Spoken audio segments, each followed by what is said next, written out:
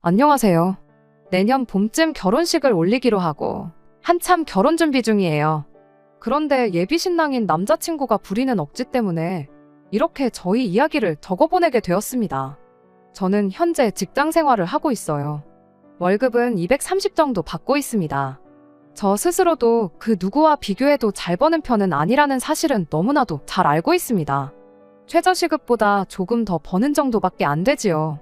하지만 그렇다고 해서 결혼해서 남편이 벌어다주는 돈으로 편하게 먹고 살고 싶은 생각은 전혀 없습니다. 원래도 제가 일하는 업계 쪽이 경력직을 선호하는 자리다 보니 보통 초반에 이렇게 힘들게 버티면서 경력 쌓다가 이직해서 연봉을 크게 올리는 게 일반적이거든요. 한 4년 전으로 해서 이직에만 성공한다면 당장 받는 돈 2배 이상, 한 달에 500만 원씩은 받겠구나 예상하고 있습니다. 언젠가 찾아올 봄날을 위해 낮은 월급 버티면서 하루하루 꾸역꾸역 출근하고 있습니다. 예비 신랑인 남자친구 또한 직장인이에요. 예비 신랑은 저랑 상황이 반대입니다. 당장 연봉을 두고 본다면 저보다 훨씬 높긴 한데 그쪽 업계는 또 상한선이 정해져 있어요. 아무리 경력 쌓고 그런다고 해도 그쪽 업계에서 경력 15년이 넘은 사람 중 연봉 1억을 넘기는 사람이 손에 꼽을 만큼밖에 안 된다고 합니다. 솔직한 말로 예비 신랑이 그중 한 사람이 될 것 같아 보이진 않고요. 그냥 당장 버는 돈이 많고 일도 재택근무를 하는 게 좋아서 하는 거라고 하지 업계 최고가 되고 싶은 마음 같은 건 전혀 없어 보이거든요. 그렇다고 다른 직장을 찾고 싶은 마음도 없어 보이고요. 그래도 아무튼 초년에는 남자친구의 벌이가 좋고 말년에는 제 벌이가 좋은 만큼 이런 서로 다른 상황의 두 사람이 결혼하면 분명히 좋은 시너지가 날 거라 믿어 의심치 않았습니다. 그렇게 먼 미래까지 생각해서 결혼하기로 정했던 거고요. 그런데 신혼집을 구하는 과정에서 남자친구와 의견 충돌을 몇 번 갖다가 결국 이렇게 사연까지 적어보내게 되는 지경에 이르렀네요. 여러분들께서 제 이야기 들어보시고 제가 어떤 결정을 내리면 좋을지 한번 이야기해 주시면 정말 감사하겠습니다. 신혼집을 제외한 다른 것들은 거의 준비가 다 끝난 상황이에요. 스드메는 물론이고 웨딩 사진까지 다 촬영을 끝낸 상황입니다. 결혼식 날짜도 잡혀있고 청첩장 또한 디자인까지 다 골랐습니다. 결혼 이야기가 나온 지도 한참 되어 있는 시점이고 남자친구도 결혼식의 진짜 주인공은 신부라며 제가 원하는 대로 선택할 수 있게 많이 양보를 해줬거든요. 다른 거 알아볼 때는 제가 원하는 대로 하라던 남자친구가 왜 신혼집 문제에서만큼은 이렇게 양보를 안 하는지 이해가 되지 않습니다. 다른 준비가 끝나 있는 만큼 제가 시간적인 여유가 있어서 내친 김에 신혼집도 여기저기 알아봤어요. 남자친구가 재택근무를 하고 있다 보니 신혼집 위치를 알아볼 때 그렇다 할 제약은 많이 없는 편이었습니다. 제가 욕심부리면 더 출퇴근하기 좋은 위치의 집을 알아볼 수 있었지만 그래도 이왕 알아보는 김에 출퇴근하는데 조금 고생한다고 할지라도 투자 가치가 있는 집 위주로 알아보고 있었어요. 그러다 정말 괜찮은 매물을 하나 찾게 되어서 남자친구 데리고 집 구경도 하고 임장도 다녀왔어요.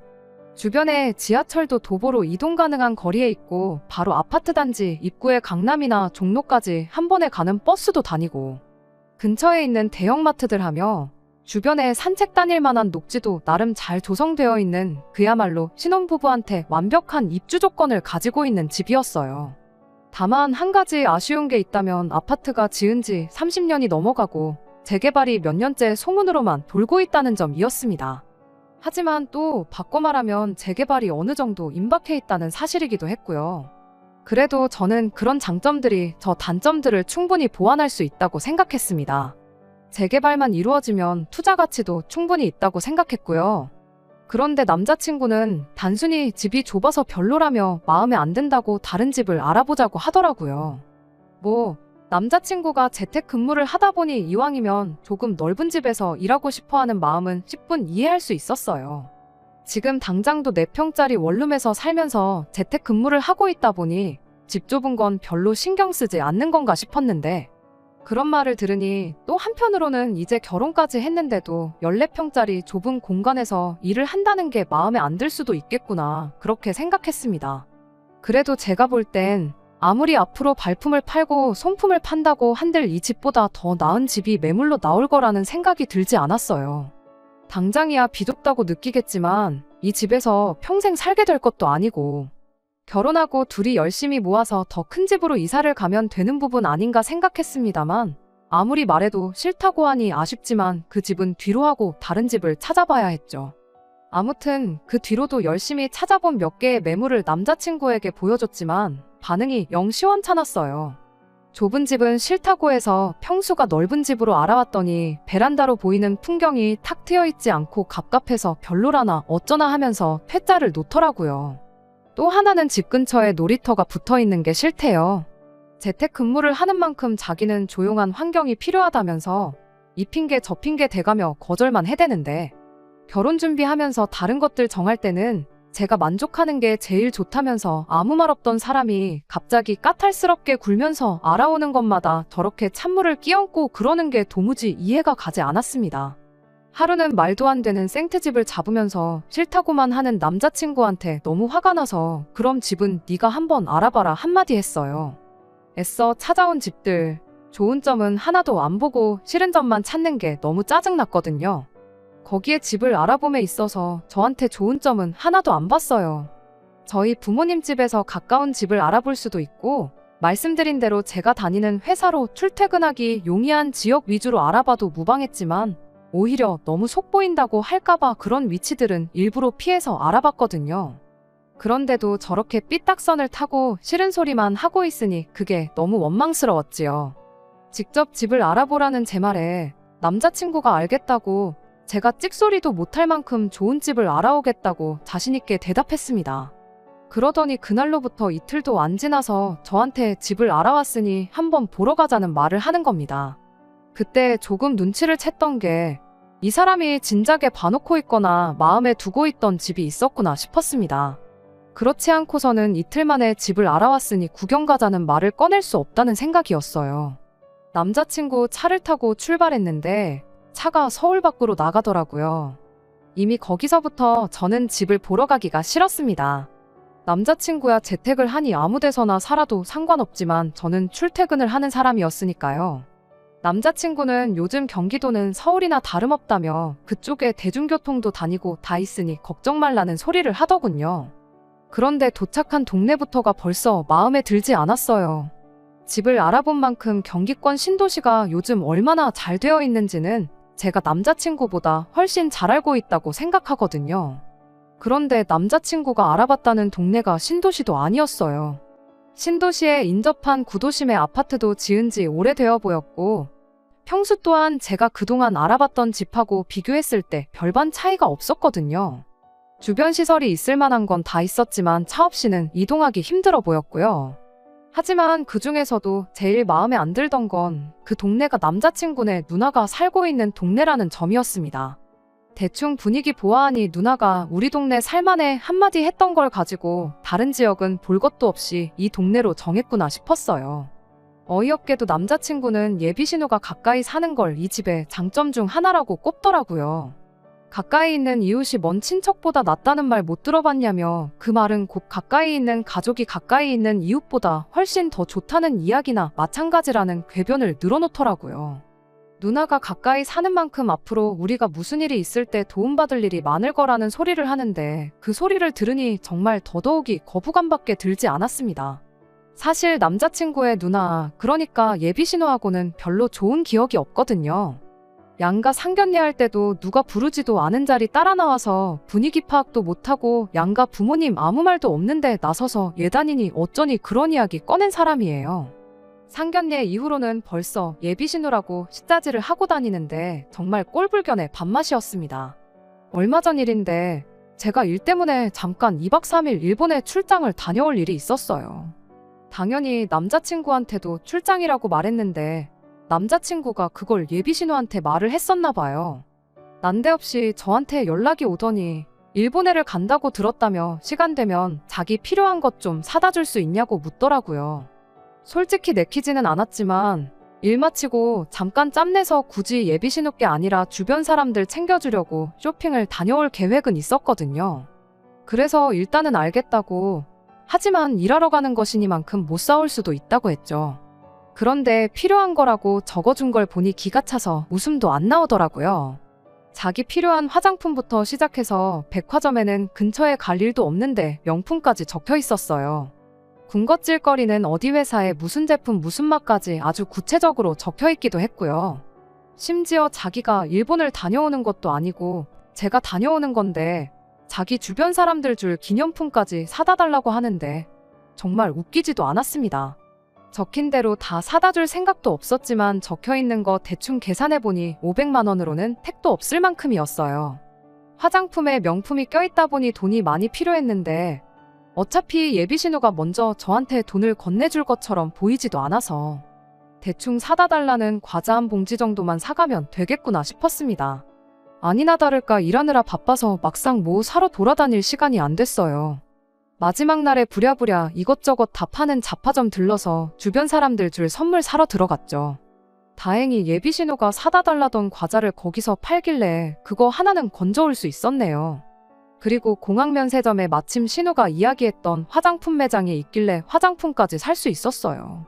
이 정도면 제가 충분히 할 수 있는 만큼 이상을 했다고 생각했는데 막상 예비신우는 못 사올 것 같으면 사온다는 말을 하지 말지 사람 잔뜩 기대하게 만들어 놓고 이게 뭐냐는 식으로 저를 원망하기 시작했어요. 제 딴에는 최대한을 했다고 생각했는데 원망 섞인 소리를 들으니 기분 좋을 일이 하나 없었죠. 그런데 그 와중에 예비신우가 한다는 소리가 제가 약속을 안 지켰으니 그걸로 화장품은 자기가 그냥 갖겠다고 하는 겁니다. 수고비까지 받아낼 생각은 없었지만 예비신우한테는 자기 물건 사온 저한테 5만 원 주는 것도 아까웠었나 봐요.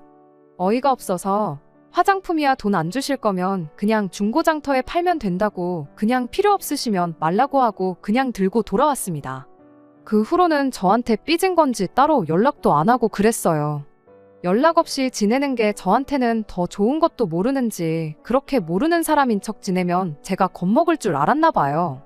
차라리 안 보고 지내는 게 앞으로 결혼 생활에 있어서 득이면 득이겠구나 싶어서 일부러 저도 연락 안 하고 모르는 사람인 척 지냈던 건데 아무튼 그만큼 좋은 기억 하나 없는 예비신우랑 같은 동네에 신혼살림을 차리다니 거부감 말고는 달리 다른 생각이 들지 않았죠. 그런데도 남자친구는 끝까지 이쪽 동네가 보기보다 좋은 동네라며 여기면 우리 돈으로 대출도 거의 없다시피 해서 집을 구할 수 있다고 하면서 나름의 장점을 설명한다고 애를 쓰더라고요. 대출을 거의 안 받고 집을 구한다는 말은 맞는 말이었고 어떻게 보면 돈을 더 빨리 모아 이사를 나가는 데 있어서는 유리한 방법 중 하나일 수도 있다는 생각이 들었지만 싫은 건 싫은 거지 도무지 마음이 돌아서지가 않았습니다. 그래서 여기 말고 다른 집을 알아보라고 했어요.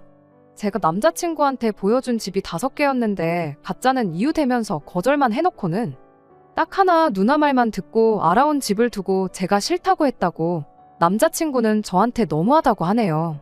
하지만 저는 제가 정말 어디가 너무한 건지 모르겠거든요. 남자친구는 자기가 여태껏 저 원하는 대로 하게 다 양보해주지 않았냐, 결혼식장부터 시작해 가정가구 어디 브랜드 걸로 쓸 건지 전부 다 하나같이 저한테 맞춰주고 원하는 대로 하도록 양보해줬는데 왜 저는 자기가 딱 하나 바라는 걸 가지고 무조건 싫다고만 하는 거냐고 저를 원망하기 시작했죠. 그래서 제가 이게 비단 당신 누나 때문에 싫다고 하는 게 아니라고, 예비신우랑 가까이 사는 게 싫은 건 그냥 싫은 이유 중에 하나일 뿐이지 애초에 이 집에 신혼살림 차리면 나는 출퇴근하는 데만 하루에 왕복으로 4시간씩은 날려먹게 생겼는데 누가 그런 집에 신혼살림 차려서 살고 싶다고 하겠느냐 한마디 했더니 남자친구가 한다는 소리가 그래도 지금은 자기가 돈을 훨씬 더 많이 벌고 한동안도 자기가 벌어오는 돈이 주 수입원이 될 텐데 그 정도는 제가 맞춰주는 게 당연한 거 아니냐입니다. 그런데 다른 말보다 그 말이 너무 충격적이었어요. 서로 앞으로 잘 되는 거 생각하고 결혼을 알아보던 저였는데 당장 벌이를 가지고 돈도 조금 벌면서 자기가 하자는 대로 따르라는 말을 하는 게 너무 충격적이었지요. 결국 더 이야기하면 싸움밖에 나지 않을 것 같아서 남자친구한테는 나중에 이야기하자 말하고 신혼집에 대해서는 그 뒤로 따로 말을 꺼내지 않고 있는 상황입니다. 그러던 중 제가 정말 마음에 들어하던 첫 번째 집이 결국엔 팔렸다는 소식을 듣게 되었어요. 그러니 더더욱 이 상황이 심란하고 혼자 생각해봐야 답도 없을 것 같아서 혼자 고민하는 대신 이렇게 사연을 적어보내게 되었습니다. 예비 신우도 예비 신우지만 제 커리어에 대해서는 쥐뿔도 생각 안 하는 것 같은 이 사람과 앞으로를 잘 헤쳐나갈 수 있을까 싶은 의문만 들어요. 저는 어떻게 하는 게 좋은 걸까요? 안녕하세요.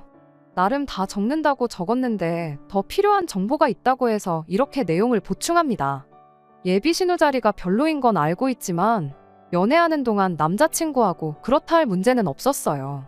시어머니 되실 분하고는 아무 문제가 없고 상견례 때 한 번 본 저희 어머니 말에 의하면 시어머니 되실 분이 참 좋은 분 같다고 하세요. 그 말이 저도 틀렸다고 생각하지 않고요. 예비 신우 때문에 결혼까지 포기할 이유가 전혀 없다고 생각했어요. 어차피 연락도 거의 없이 지내는데 1년에 서너 번 예비 시댁 식구들하고 같이 만나는 게 큰 문제라고 생각하지도 않고 말이에요. 남자친구가 저보다 더 잘 버는 건 사실입니다. 제가 230 정도 받고 남자친구가 350 정도 벌고 있어요.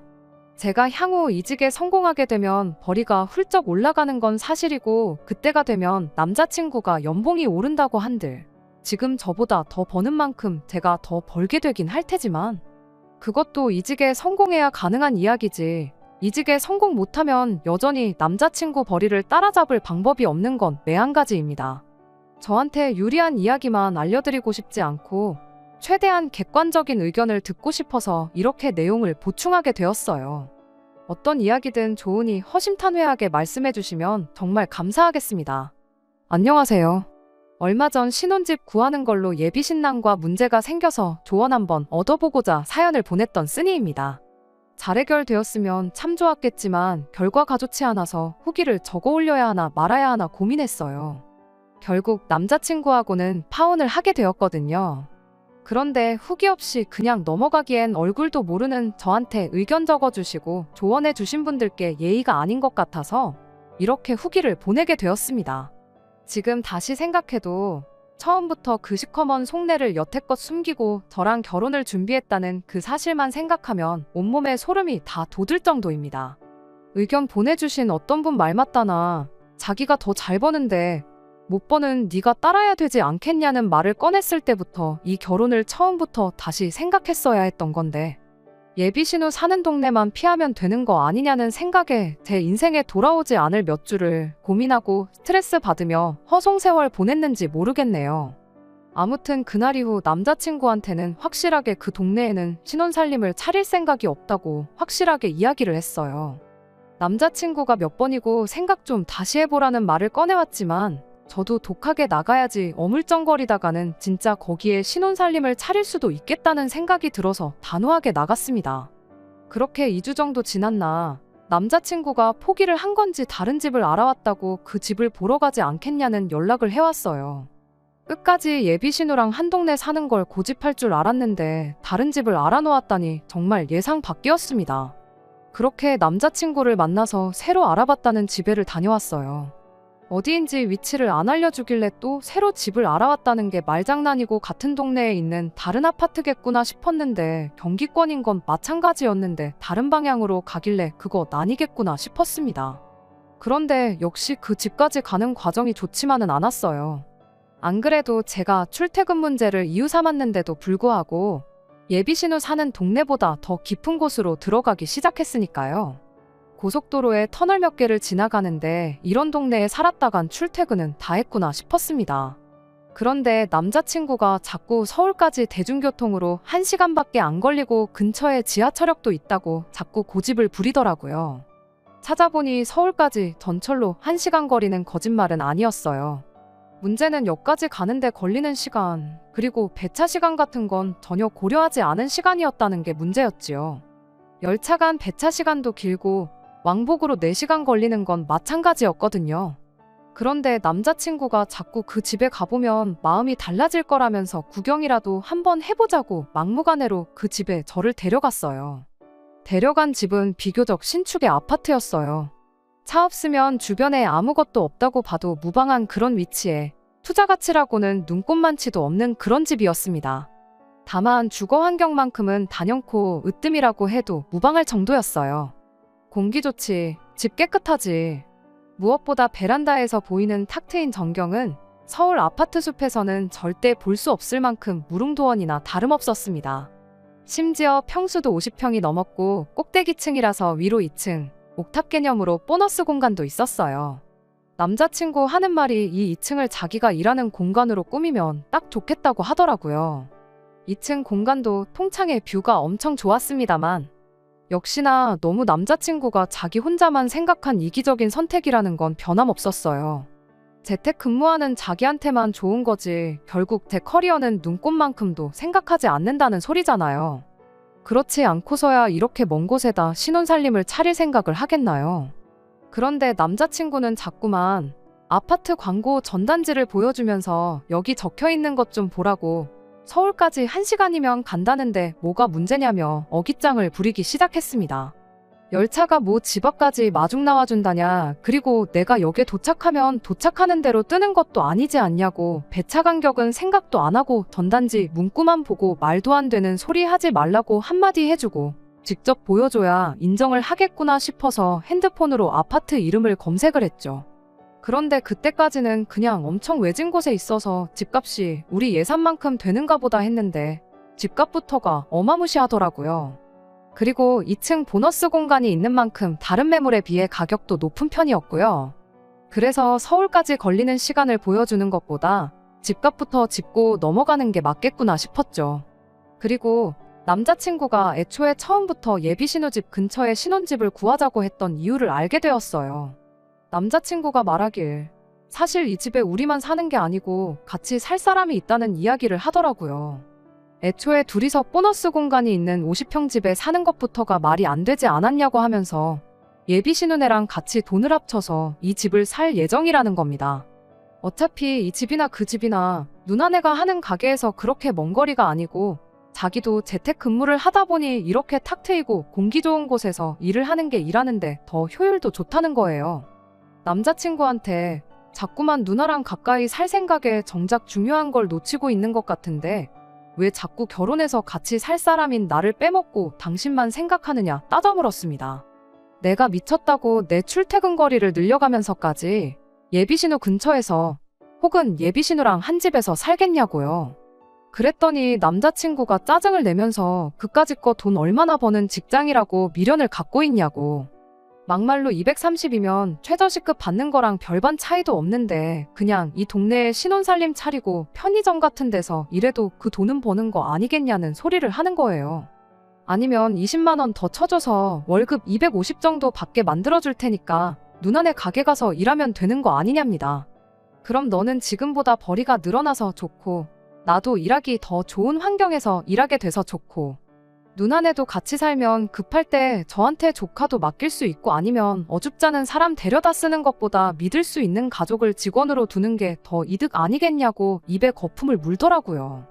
제가 이직 이야기를 꺼냈더니 자꾸 말도 안 되는 소리 하지 말라고, 이직이 말처럼 쉬운 줄 아냐고, 그렇게 개고생하다가 이직 못하면 너는 젊은 청춘 쥐꼬리만한 월급 받으며 날려버리게 되는 거 모르냐며 짜증을 내는 겁니다.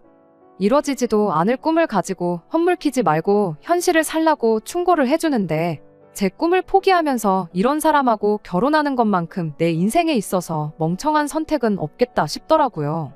그래서 그냥 남자친구한테 나 말고 니네 누나랑 살라고 한마디 해주고 나왔어요. 남자친구가 그제서야 저를 쫓아나와서는 집에는 어떻게 갈 거냐길래 이제서야 내 걱정을 해주냐고 아주 몸둘바를 모르겠다 말하고 남자친구가 말하는 그 서울까지 1시간 걸린다는 자랑스러운 전철 타고 집에 왔네요. 배차 간격도 안 지켜지고 집까지 2시간 넘게 걸려서 도착했는데 진짜로 그거 타고 출퇴근했다간 성격도 버리고 제 꿈이고 뭐고 다 포기했을 것만 같았습니다. 결혼 안 한다고 말하고 때려치고 나온 게 천만다행이다 싶었죠. 그 뒤로 남자친구한테 몇 번 연락이 왔는데 싹 다 무시했어요. 제가 가끔 연락을 하기는 했는데 그건 다 여지껏 결혼 준비하면서 예약해놓은 거 위약금 물어내야 하니 돈 보내라는 말할 때 뿐이었습니다. 그래도 안 준다고 뻐기지는 않고 필요한 금액 따박따박 보내주는 게 얼마나 다행이던지요. 그러던 중 얼마 전에 업계에서 나름 알아주는 회사에서 저를 스카우트하고 싶다는 연락을 받게 되었습니다. 당장 벌이만 두고 본다면 재택근무하는 잘난 남자친구보다 벌이가 높은 오퍼였는데 일단은 할까 말까 생각 중이에요. 제가 목표하는 회사보다는 밸류가 조금 떨어지는 회사인데 당장 벌이 생각하면 옮기는 게 100번 맞지만 일단 한번 이직하면 또 옮기기가 뭐해서 말이죠. 남자친구한테 전화해서 이제 내가 너보다 더 잘 벌게 됐는데 어디 여전히 누나랑 한 집에 살자는 소리 또 할 수 있겠냐고 따져 물을까도 했는데 너무 유치한 것 같아서 그러지는 않았습니다. 괜히 제가 여지를 준다는 느낌도 받게 하고 싶지도 않았고 정이 떨어질 만큼 떨어졌으니까요. 대신 얼마 전에 남자친구와 저를 동시에 알던 지인한테서 남자친구 소식을 듣게 되었어요. 당장에 저만 오케이 하면 누나랑 같이 한 집에 살 것처럼 굴더니 아직도 그 4평짜리 작은 원룸에서 혼자 지내고 있다고 하네요. 이사 간다는 말 같은 거 없었냐?